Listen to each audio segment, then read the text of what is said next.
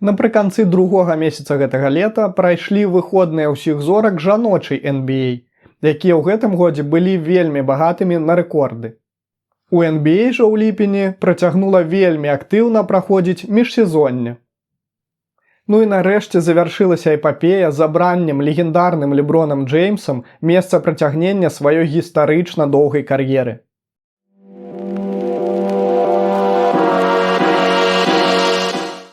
Шановнае гаспадарства, вітаю! З вами Яўген і праект пра баскетбол па-беларуску. Толькі-толькі распачаўся апошні месяц лета. А гэта значыць, што прыйшоў час даведацца пра найбольш цікавыя баскетбольныя навіны і падзеі месяца папярэдняга. І дапаможа вам гэтым, як заўсёды, рубрыка «Автоп месяца» і яе чарговы выпуск за ліпень 2026 году. Ну што, пагналі!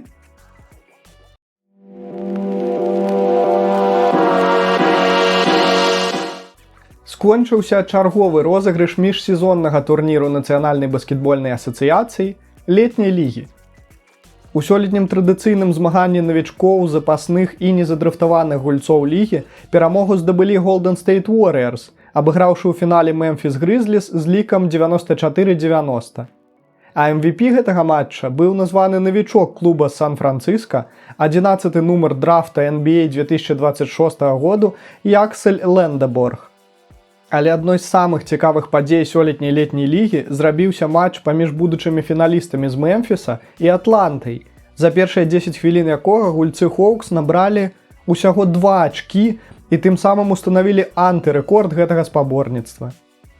Відаць, Атланта ў наступным сезоне будзе спадзявацца на сваіх вопытных гульцоў, а не навічкоў.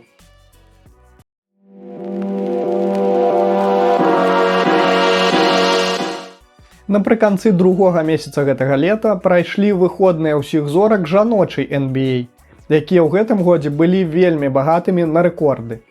Так, у ноч на суботу 25 ліпеня прайшоў конкурс трохачковых кідкоў, трыумфатаркай якога зрабілася абаронца Dallas Wings Эзі Фад.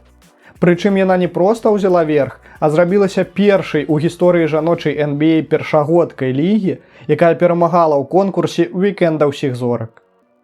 А ў ноч на нядзелю 26 ліпеня прайшоў і сам матч усіх зорак WNBA. У ім адзначылася 20гадовая цэнтравая Seattle Storm Дамініка Малонга. Яна выканала рэдкі для жаночага баскетболу слэм-данк і такім чынам зрабілася не толькі ўсяго 7-й гульчыняй жаночай NBA, якая забівала зверху падчас All-Star Weekend, але і самай маладой баскетбалісткай з такім дасягненнем. Да і сама гэтая гульня ўсіх зорак устанавіла новы рэкорд наведвальнасці. На арэне прысутнічалі 19 783 гледачы. Гэта, дарэчы, заўважна больш, чым нават на апошнім матчы ўсіх зорак Нацыянальнай баскетбольнай асацыяцыі.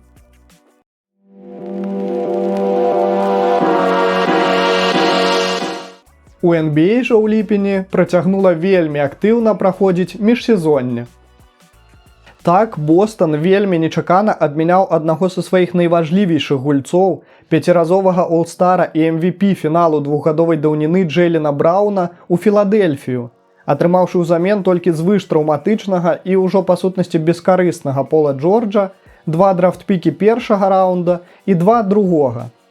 Таксама стала вядома пра заключэнне дамовы паміж Таронта і Лос-Анджелес Кліперс, згодна з якой нападаючы Кавай Ленард павінен быў павярнуцца ў канадскі клуб, з якім 7 гадоў таму здабываў сваё другое чэмпіёнства. Каліфарнійцы ж павінны былі атрымаць Брэндана Інгрэма, Грэйді Діка, 2 пікі першага раўнда драфта, 2 другога і 1 абмен пікамі. Аднак фіналізацыя гэтай здзелкі была прыпыненая праз расследаванне лігі ў адносінах да Ленарда у сувязі з магчымым пазакантрактным атрыманнем узнагароджання ад фірмы Aspiration. І абмен не адбудзецца, пакуль Каваю не будзе прызначанае пакаранне. Але не аднымі абменамі быў цікавы гэты ліпень. Так, французскі цэнтравы Віктор Вэмбаньяма падпісаў максімальнае падаўжэнне кантракта з Сан-Антоніа Спёрс на 5 гадоў і 252 мільёны даляраў. Пры гэтым ён меў права атрымаць супермакс на 303 мільёны. Аднак свядома адмовіўся ад яго, каб дапамагчы клубу захаваць большую фінансавую эластычнасць. Ну, хоць чамусьці навучыўся ад суперніка па сёлетнім фінале. А вось перагружаная тлустымі кантрактамі сваіх гульцоў Аклахома такой эластычнасці не мае. Таму вымушаная была аформіць трохбаковую дамову з Атлантай і Даласам, у межах якой адправіць аднаго з найлепшых абаронцаў пазамінулага сезону Лу Дорта ў Хоукс, а ўзамен атрымаць толькі 3 драфт-пікі другога раунда. Апроч гэтага, згодна з гэтай жа здзелкай, у Атланту з Даласа паехаў малады абаронца Райан Ньюберт, а ў адваротным кірунку першы нумар драфта 2024 Закары Рысаше і пік другога раунда драфта.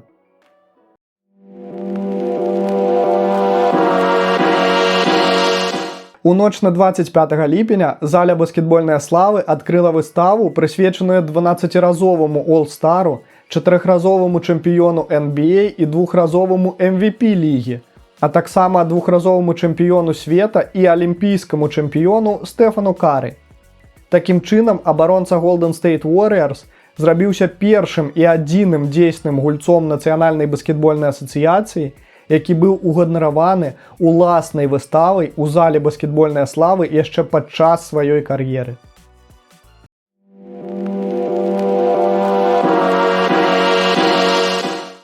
Ну і нарэшце завяршылася эпапея забраннем легендарным Лебронам Джеймсам месца працягнення сваёй гістарычна доўгай кар'еры.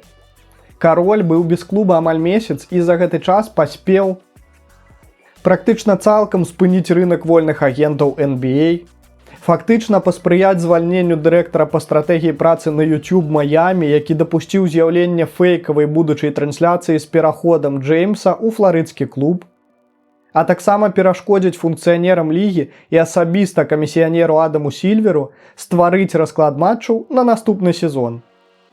Але ў канцы канцоў 24 ліпеня Леброн уже ў які раз у сваёй кар'еры усіх шакаваў, калі абвесціў, што падпіша двухгадовае пагадненне з опцыяй гульца на другі сезон на $8 мільёнаў з Філадельфіяй 76ers.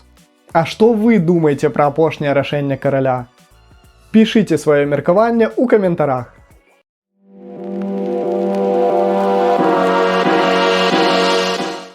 Вось такімі былі найбольш цікавыя баскетбольныя навіны сярэдзіны гэтага лета па версіі праекту пра баскетбол па-беларуску. А якія ліпеньскія падзеі са свету Нацыянальнай баскетбольнай асацыяцыі найбольш запомніліся вам? Пішыце ў каментарах і падтрымайце гэтае відэа рэпостам. А з вамі быў Яўген і рубрыка «Автоп месяца». Чакайце наступнага выпуску, падпісвайцеся на соцсеткі праекту пра баскетбол па-беларуску, дзяліцеся гэтым відэа з сябрамі і хай будзе баскетбол!